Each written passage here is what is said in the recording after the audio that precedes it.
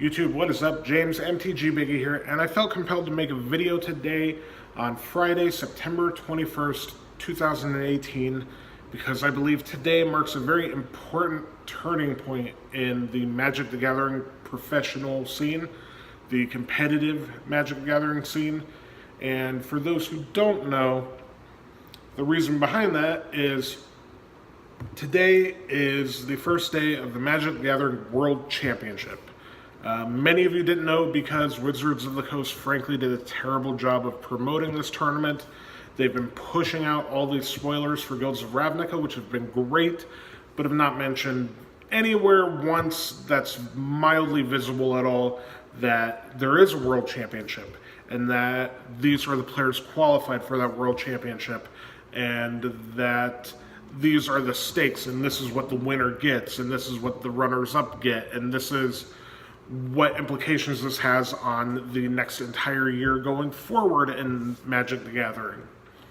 And that is one of many reasons why today, being such an important day in Magic, has sparked a specific professional player to protest Wizards of the Coast for not properly treating their professional players who essentially act as the face of the game. The pro in particular I'm talking about is Gerry Thompson. Today, before the tournament, he stated on a Reddit post to his Reddit page that he's not going to participate in protest. He is qualified for this tournament by winning a Pro Tour earlier in the year.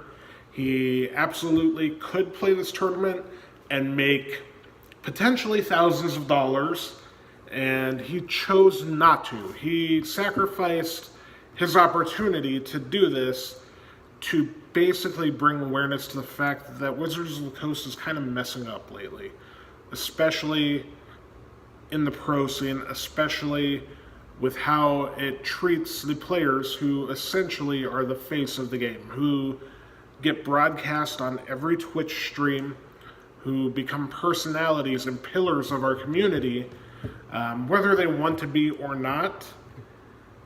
The way they're treated and the compensation they receive and the issues surrounding them are unfair, and Gerry Thompson is taking a stand.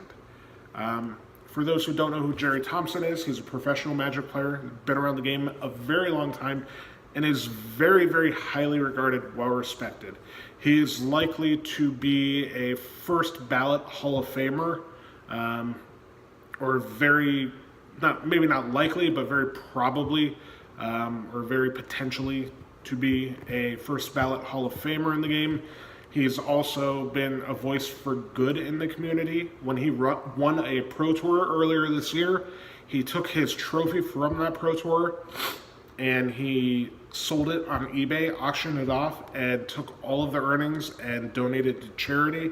He's been very active in bringing awareness to women's health, also to suicide prevention and depression awareness charities.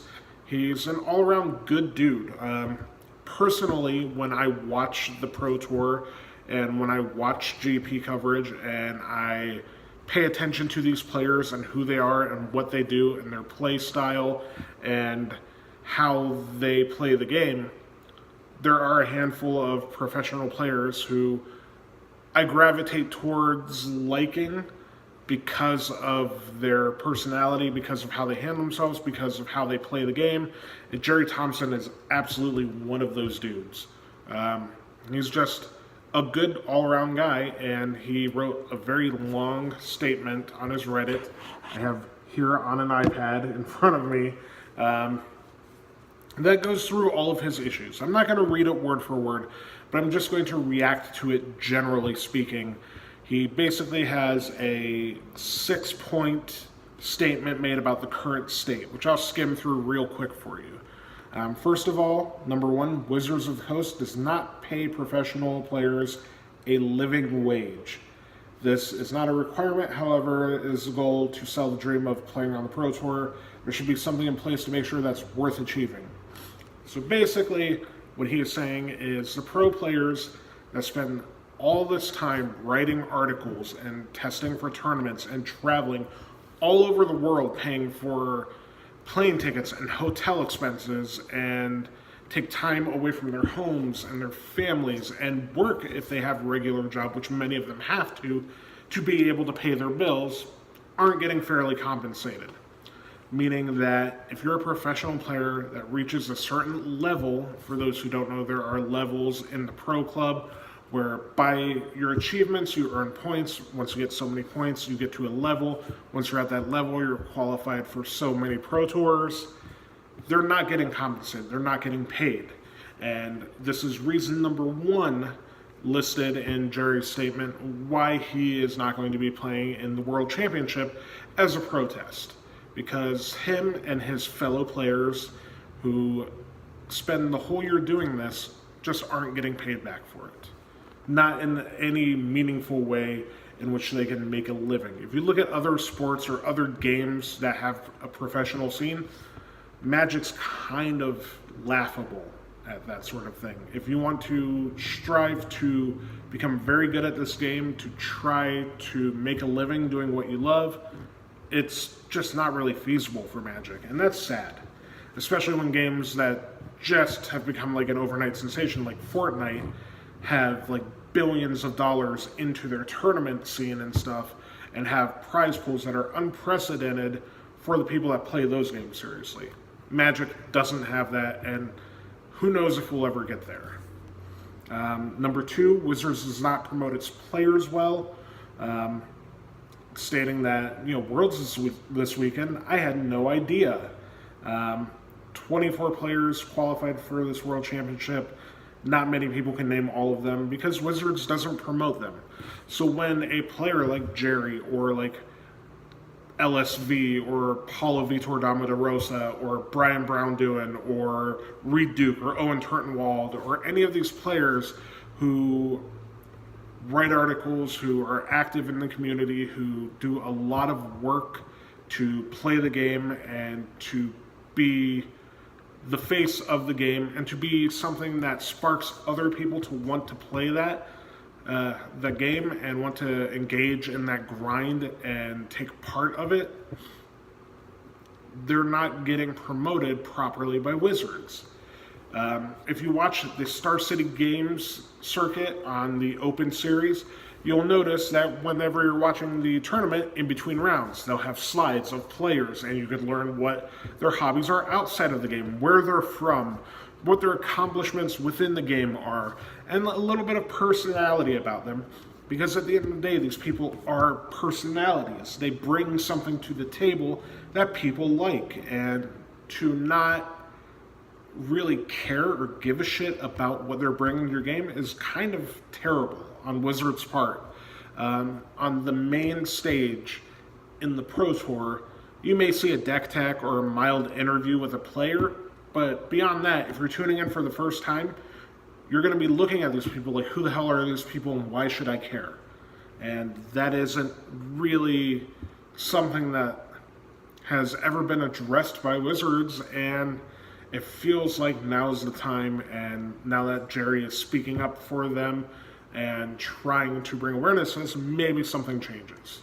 The third point he continues to make is Wizards' communication is notoriously poor. The new Cycle Pro system is confusing. I can't even explain to you the exact changes, but there have been some changes to now the cycle of the Pro Tour and qualification and getting different levels in the Pro Club. I couldn't explain it to you because Wizards didn't really explain it to anybody. The best resources for what your pro status is, how long it lasts, and how many pro points people have is a series of fan-made spreadsheets. So Wizards of the Coast is the one making the rules and implementing the rules and telling you what you need to do to qualify, but they're not explaining it well enough to where everybody can generally have a grasp. If you are a very competitive Magic player and you're trying to get to the next step, knowing how to do that is going to be difficult without having somebody already there telling you, because Wizards of the Coast, the people that are there doing it, don't tell you how to do it, don't communicate well to try to make everything very clear and concise for the players that are involved. Moving on, he says coverage is still abysmal over the years. They've received countless feedback, and all we have to show for it is an advantage bar. Worlds is using a pair of dead formats, which those who don't know, it's the standard that's rotating in about a week and a half, and it's Dominaria 2 sets ago now, draft. So like the formats are unexciting, they don't matter, and the coverage itself, sure there's an advantage bar, there's some new graphics, but like the commentary, the amount of interviews, the engagement leaves something to be desired. If you've ever watched Pro Tour or Grand Prix coverage, there are some shining elements of the coverage that is very good and very nice, but there's a lot left to be desired compared to, say, a Star City. And the reason we're comparing Wizards of the Coast coverage to Star City Games coverage is they're essentially trying to do the same thing, but do it vastly different, and there's a lot of quality coming from one end and not so much from the other. The positives on the Wizards of the Coast coverage side are certain analysts like Marshall Sutcliffe is very good at what he does. It's always nice when there's a pro player like Reed Duke or LSV in the booth or whatever that knows what they're doing, but there's not really a ton of organization to it. Whereas a Star City tournament, if you've ever watched Patrick Sullivan and Cedric Phillips commentate a tournament and then have things like deck techs and interviews organized with the player slides and the standings and the players to watch, so we know exactly what's happening at a tournament, who we should be looking out for, everybody's records, the decks that they're playing, down to matchup breakdowns and sideboarding breakdowns and all that sort of stuff. It's phenomenal. Wizards isn't quite there yet. And it's been a long time, and they've been at it for a long time. Number 6, people like Alex Bertuccini and Jared Bedecker still playing Magic. It doesn't send a strong enough message to those who would consider cheating. I'm not comfortable with thieves being allowed to play in tournament halls. Alex Bertuccini caught 3 times and suspended 3 times for cheating, allowed back into the game, now is qualified for a Pro Tour, took down or made a top 8 of GP. Other players, Jared Bedecker, notorious known cheaters being allowed to stick around and continue to take advantage of a game that they basically stole from other players in the game. It's real shitty and it's bad look. So that is the current state through Gerry Thompson's eyes, and the problems which bring him to get to the point where he's going to protest. Then he lists some anecdotal stories about things that have happened directly affecting him and those around him. Excuse me. Just stuff like, number 1, he's sitting in his Las Vegas hotel room waiting for a tournament to happen. Had to show up Tuesday despite us having no commitments until midday Thursday. Deck lists were due on Tuesday, but basically on Monday because of traveling and whatnot. And communication is just very late and very poor communication through Wizards, which threw off a lot of the plans of the pros traveling from out of country or out of state.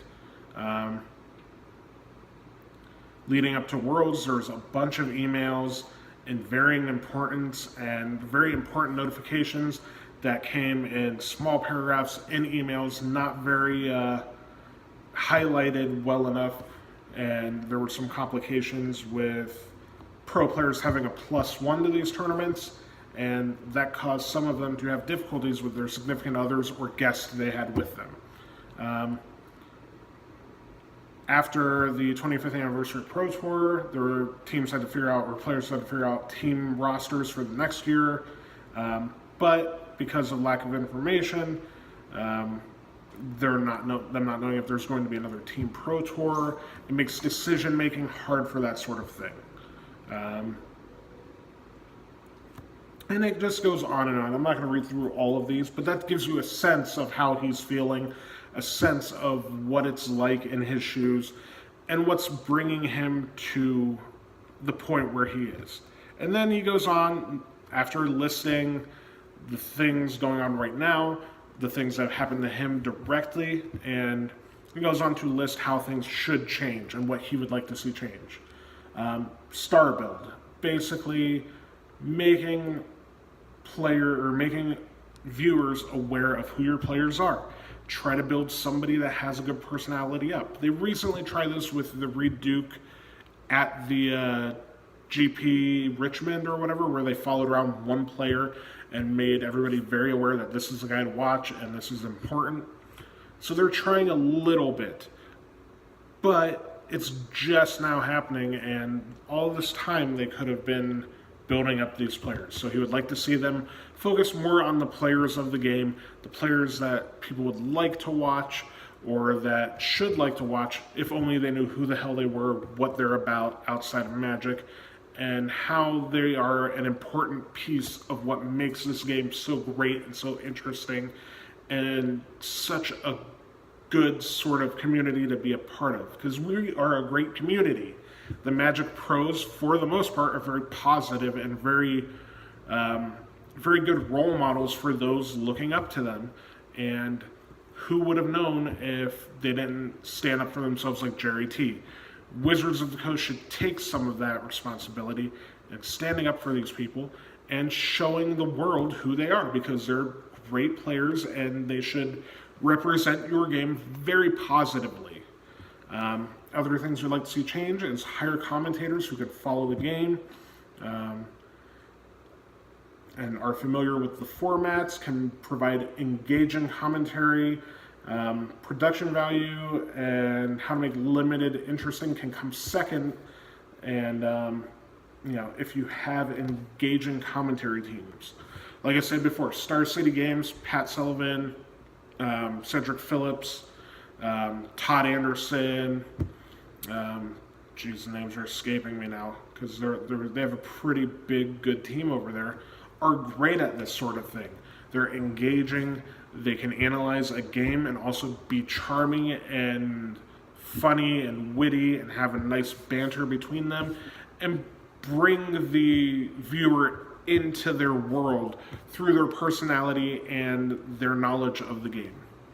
And then his fourth point here, he would like WOTC, WOTC, Wizards of the Coast, to value the working relationship they have with partners and various community members. Their actions have indicated that they feel like everyone's replaceable, and that's only true if you don't care about your product or the community being the best it possibly can be. So they want Wizards to have a working relationship with their personalities, their pros, their community members. They want them to try to be engaging and informative toward those who are ambassadors of this game. So that's that. He has a long FAQ. Those who have questions that will obviously come up from people that he basically tackles ahead of time and gets out in front of. For those interested down below, I'm going to link this in the description. Please go read it. Gerry Thompson's a good dude, a good player, and just seems like he's really putting himself out there and sacrificing his own well-being, possibly, for the sake of the community of this game, and I applaud him for that. My views on it is, where I stand personally, I make YouTube videos and I play Magic, and I'm the sort that I would love to qualify for a Pro Tour. In fact, I'm trying to, as much as I am able to reasonably for my current life. And I can't quite do it as hard as I would like to, and I can't quite try as much as I want to. But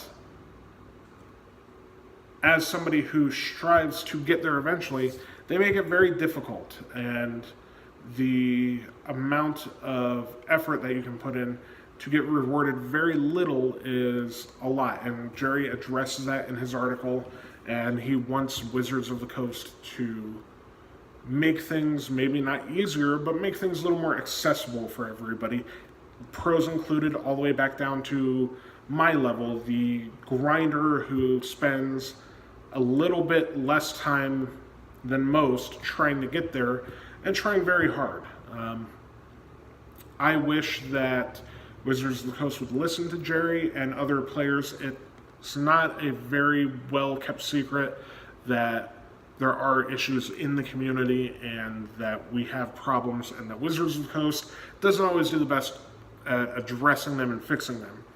So hopefully this stands as basically the beginning of the end of the poor communicating, bad awareness, not very community concerned Wizards of the Coast, and maybe pushes them into improvement and a better state going forward. I would like to thank Gerry Thompson personally. Again, this doesn't affect me the way it affects some people, but it does, and the improvements will absolutely affect me if any good changes to come of this. So thank you, Gerry Thompson. Hopefully Wizards of the Coast takes the message and runs with it and does everything they can to make things better, because it's, as silly as it sounds, a sort of trickle-down effect. If the professional Magic players are compensated better, they're going to be incentivized more to play. If the audience knows who these players are better and knows more about them better and can build this sort of fan base around these players who are doing a lot to play your game, it'll encourage some of them to try to get to that level, which will not only expand the player community, expand the attendance at your tournaments, expand the amount of people trying harder to get there, and it'll expand the amount of people that play the game in general. The more people that play this game, the better. The more people that do well, the better. So, starting from the top, it'll slowly trickle down and get down to the level where, if they address the Pro Tour qualifying situation, where the way to qualify for a Pro Tour becomes maybe not better, but more accessible. He also expresses in this article how it is hard for non-North American players to qualify, even much more so hard for them because of the lack of Grand Prix other places, qualifiers, etc., other countries and other regions. So the easier it is for people to qualify, the more people are going to try to qualify, the better the competition gets, the better the players get, the better my experience gets when I go out to FNM or to play a local PPTQ, because I'll be playing against better players. It'll make my game better. It'll allow me to increase my skills, which will allow those around me to increase their skills, and it just trickles all the way down. So, and then eventually that trickle down will ultimately affect Wizards of the Coast positively in that it'll sell more product and get people to attend more of their events. So it's all good stuff coming from change, and I feel like now's the time. And thank you to Gerry T. I know I got a little rambly there, but I appreciate you for sticking with me. I know this is a long one, and I wasn't planning on making it this long, but here we are. Those who aren't aware as much, or who are looking to follow this closer beyond this video, don't just take this as the end-all be-all for your information. Get on to Twitter. Go follow Gerry Thompson. I'll link his Twitter down below too, because why not? And follow Wizards of the Coast. And express to them how you feel about what Gerry has said after you've read his article down below. If you engage in the conversation on Twitter and you would like to share with some of your friends this whole issue, in addition to linking the article from Gerry, feel free to link this video or connect with me on Twitter. It's at MTGBiggie. I think this is an important conversation to have, and hopefully we can engage together. And if not on Twitter, leave a comment down below. Let me know what you think of this. I would like to get everybody's perspective, the pros, the cons, some stuff you would like to add that you would like to see Wizards improve upon, and hopefully we can engage in a conversation that does some good. that is all. I'll link a couple other videos you could check out. If you're new here, please hit the subscribe button and the bell notification button. That way you can be notified whenever I put up a new video, and we could talk some more about this game that we love so much and care so much about, that we just want to see it succeed and do well. And we wish that the makers of this game would quit this whole self-fulfilling prophecy of not doing things the right way and the results being really apparent and reflected and getting to this point. So that's all I've got, guys. I appreciate it. There will be a button up here someplace where you can click and subscribe, and I'll talk to you guys again very soon.